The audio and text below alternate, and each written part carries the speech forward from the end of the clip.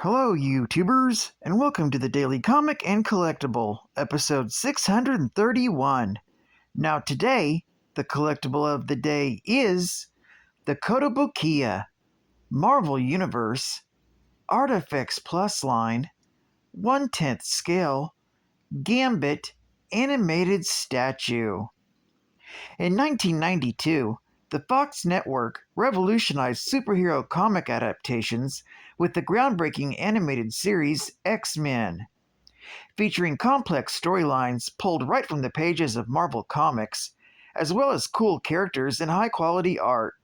The cartoon gained instant acclaim and has continued to be popular to this day. The highly collectible 1/10 scale figures of the X-Men 92 series are rendered in the bold, dynamic style of the cartoon. Their simplistic sculpting and vivid colors making them look as if they've jumped straight off an animated cell. Following up after the Magnificent Phoenix single release is another 2-pack featuring the fan-favorite couple, Gambit and Rogue.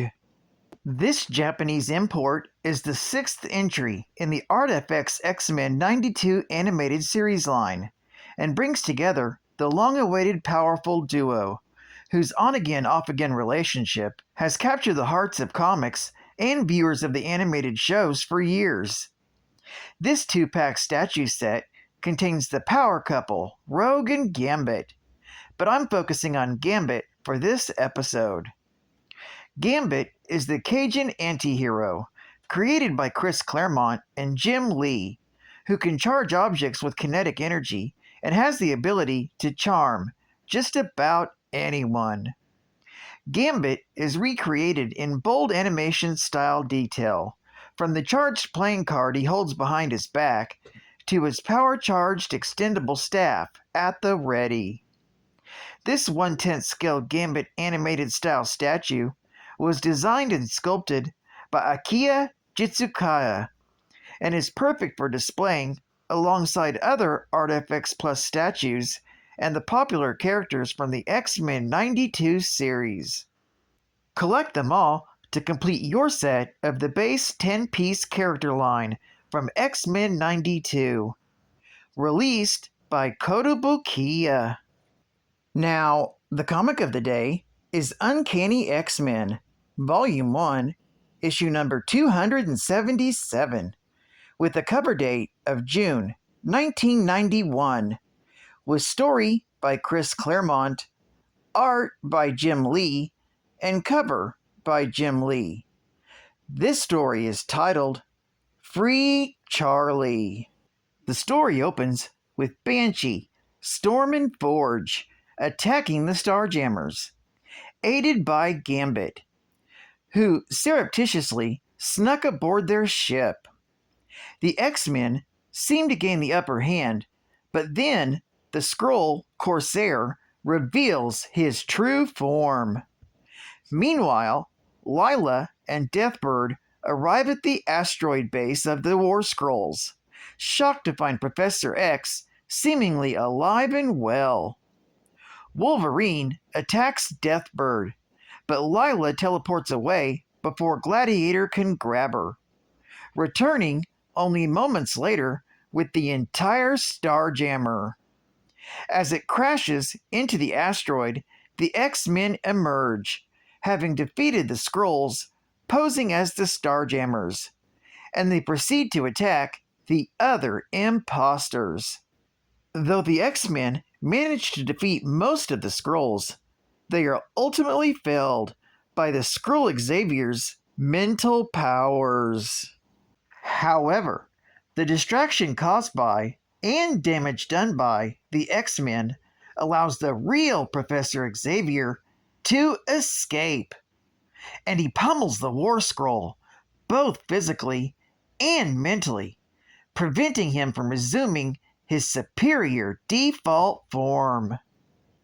In the wake of their victory, the X-Men are reunited with their mentor, and Professor X learns from Banshee of the looming threat of the Shadow King. Declaring that the Shadow King is the very thing he formed the X-Men to fight, he bids farewell to Lilandra, then returns to Earth along with the X-Men thanks to Lila. Meanwhile, Stevie Hunter is attacked on her way home by Colossus in the thrall of the Shadow King, who declares that Stevie will guide him through the X-Mansion's security system or die at Colossus's hands. This story is continued in the Uncanny X-Men, issue number 278. Geek Fact: this issue marks the end of Chris Claremont's last full story in Uncanny X-Men. He writes the following issue, but then only half of the subsequent one, leaving the series before completing the Muir Island saga. Though he does launch the new volume of X-Men before leaving the franchise entirely. Similarly, this is Jim Lee's last issue as the regular penciler of Uncanny X-Men, as he leaves the series to launch Adjectively X-Men, a book he'll stay on longer than Claremont, thus extending his run with the X-Men, albeit across 2 different series. Bonus Geek Fact: in this story, the X-Men fought the Host. The Host was a group of War Skrulls who impersonated Professor X and the Starjammers to attempt a coup on the powerful Shi'ar Imperium. The War Skrulls are a subspecies or branch of the Skrulls, with the ability to not only mimic the shape of the other beings, but also mimic their powers. State-of-the-art gaming! Compared to Battletoads, turtles seem like pond scum. Dude, if you're ready for a game that totally kicks butt, get Battletoads with 12 leading levels of fierce fighting and radical racing for 1 or 2 players. Don't forget to strap on your blaster, power up the Toadster, and get on down to the Dark Queen's planet. But watch out, this lady's bad, and she's got a whole mess of really nasty surprises lined up for you, like the Psycho Pigs, the Mutant Rat Pack, Robo Manus, and the Saturn Toad Trap, to name just a few. You're gonna need all your fighting skills to defeat her. The Battletoad Butt, the Big Bat Boot, and the Nuclear Knuckles. Only from Trade West. And final Geek Fact: the Shadow King is allegedly a multiversal manifestation of the dark side of human consciousness, spawned by the first nightmare. When the mutant Amal Farak lost his father and the market he lived in, the Shadow King appeared to him and promised him that he would never be alone again.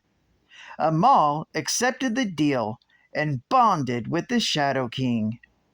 Shortly before World War II, Amal Farak worked with Baron von Strucker on a plot to destabilize Britain's political structure, with the intention being Britain allying with Germany in the coming war, or at the very least staying neutral.